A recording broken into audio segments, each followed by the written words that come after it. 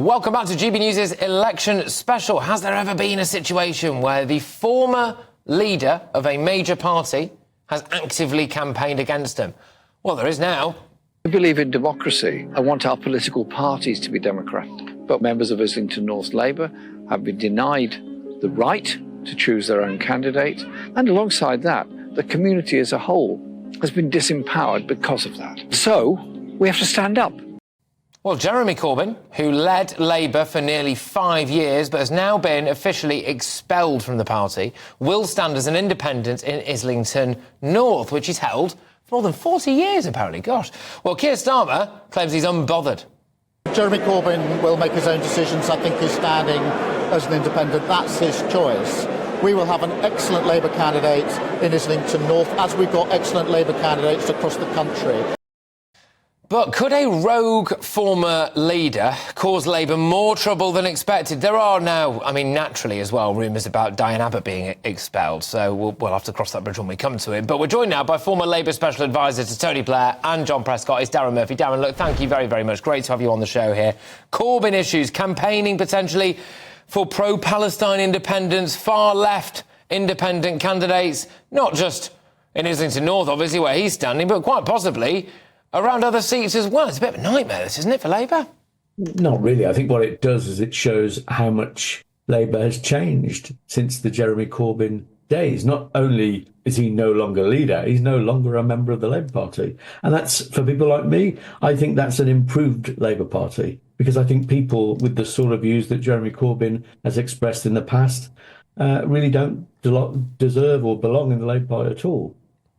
OK, fair enough. But there is a list of Labour MPs whose seats could be at risk from this quotes-unquote Muslim vote. And I also just want to emphasise what I mean by that. There is a actual movement called the muslimvote.co.uk. These include Wes Streeting in Ilford North. We've got Shabana Mahmood there in Birmingham Ladywood, Jonathan Ashworth in Leicester South, Rushanara Ali in Bethnal Green and Stepney. Now, at least 2 or 3 of those people who are running against them, Jeremy Corbyn is described as being close personal friends of. So if he tips up in those seats and campaigns against Labour, which I reckon he will, that is a problem, isn't it? Well, I think fundamentally there's no way that that group could ever form a government. And so the challenge for voters in this election really is, do you want change or do you want more of the same? And the only way that there can be a change of government in this country is for a Labour government to be elected. So everything else really is a bit of theatre and a little bit of pantomime theatre in that particular case. So I think fundamentally the choice that people have to make is not whether or not the Labour Party is the most perfect political party that they've and stands for everything they want to see. The question is whether they want change. If you want change, you have to vote for it. And the only way to do that is to bring change about is to vote Labour. Well, another one to watch, Darren, is that we've got a chap called Andrew Feinstein, I believe, who's been chosen by the group who is supporting Jeremy Corbyn to run against Sir Keir Starmer.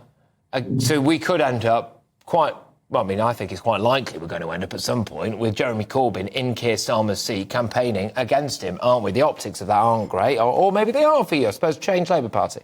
Well, I think it does make that point about the Labour Party having changed. What I'd also say is you can judge some of these people by who their friends are. You know, the people who are endorsing the likes of Jeremy Corbyn and the chap you mentioned in Keir Starmer's seat are the Morning Star. You know where they come from. You know where they stand. Yeah, but I do put it to you, Darren, though, that what we're seeing now is voters will vote for that. I do put it to you now, though, that what we are seeing, though, is actually Labour trying to come round to appease some of those people. I mean, David Lammy talking about how he would bat the ICC if there was an arrest warrant for Benjamin Netanyahu, Israel being our key ally in the Middle East. And it is now legitimate, possibly, for the Conservatives to say, if you vote for Labour, that is a vote to make an enemy of Israel, and that's massive. Well, I think what it is to say, do you accept international law and the rule of law? If you don't accept the rule of law, you can say, I don't like that court, it's a foreign court, I don't like that judgment, it's a difficult judgment. But I think if in the end, if you think that the way that politicians behave should be within the law, then they have to respect the law. And I think that's where we're talking about in regard to both the judgment of the ICC and other judgments. It's a massive move, though, is it not, though, Darren, to be fair? You must have to concede this, that if the leader of Israel under a Labour government ever set foot in Britain, David Lammy would essentially drag him to the Hague kicking and screaming. Well, I don't think that's likely to happen. Do you? I think what's more likely to happen is that we won't have a resolution of the problem in the Middle East without there being a solution that creates a two-state outcome in that conflict. All right. I'm just going to put it to you now, because now, naturally, Keir Starmer's going to come under a bit more scrutiny, possibly than he's had before. The U-turn stuff is rearing its head. He was grilled on that a bit earlier today. Well, I think... A clip of it. I think we might have a clip of it, actually. Sorry. You've also dropped pledges to abolish university tuition fees, increase income tax for the top 5% of earners, bring into public ownership the utilities. So are people right to worry that any promises you make now will be junked once you're in number 10? All right, look, there has been a long list of screeching U-turns. Can anyone trust Keir Starmer? I think the most important point that Keir Starmer made in that interview and other interviews today was that he said, I can't promise you things I can't deliver. The economy isn't strong enough.